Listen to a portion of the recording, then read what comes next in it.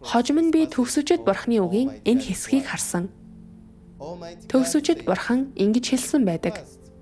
Нэгдүгээрт Сатан хүмүүсийг төөрөлдүүлж, завхруулж, ноцтой хорлож хянахын тулд алдар нэр, ашиг хонжоо, байр суурийг ашиглан тэднийг дороотуулж, нүгэл дунагадаг гэсэн баримтыг та нар нэвт харах ёстой. Алдар нэр, ашиг хонжоо, байр суурь эрэлхийлэх нь хүмүүсийг Бурхныг эсэргүүцэх зам руу хөтлөнө. Түүнчлэн хэрвээ хүмүүс алдар нэр, ашиг хонжоо, байр суурийн хүлээсээс мултрахыг хүсвэл үнэнийг хүлээн авч, эдгээр зүйлийг эрэлхийлэхийн мөн чанарыг нэвт харах ёстой.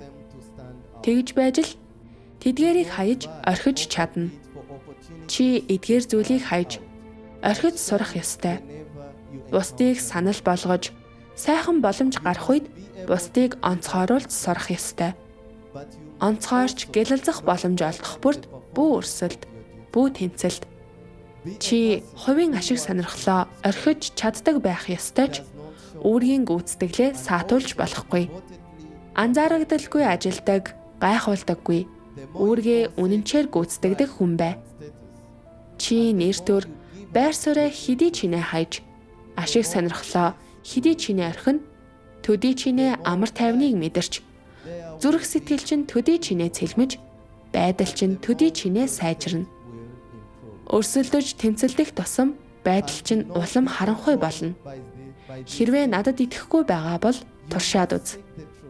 Хэрвээ чи ийм завхарсан байдлыг эргүүлж, алдар нэр, ашиг хонжоо, байр суурьнд хянуулахгүй байхыг хүсвэл үнэнийг ирж хайж, алдар нэр, ашиг хонжоо, байр суурийн мөн чанарыг нэвт харж, дараа нь тэдгээрийг орхиж хаях ёстой.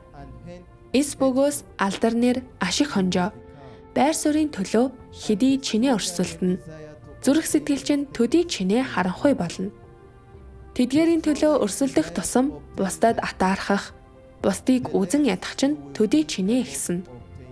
Чи тэдгээрийн төлөө улам их тэмцэлтхийг хүсэх бөгөөд олж авч чадахгүй байх үедээ улам их үзэн ядалтыг мэдэрнэ.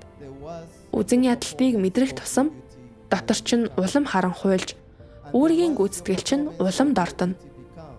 Үүргийн гүйцэтгэл чинь дордох тусам Бурхны гэр чамайг төдий чинээ бага ашиглана. Энэ бол хоорондоо холбоотой ёрын тойрог юм. Хэрвээ чи хизээч үүргээ сайн гүйцэтгэхгүй бол аажмаар таягдан хаягдана. Амен.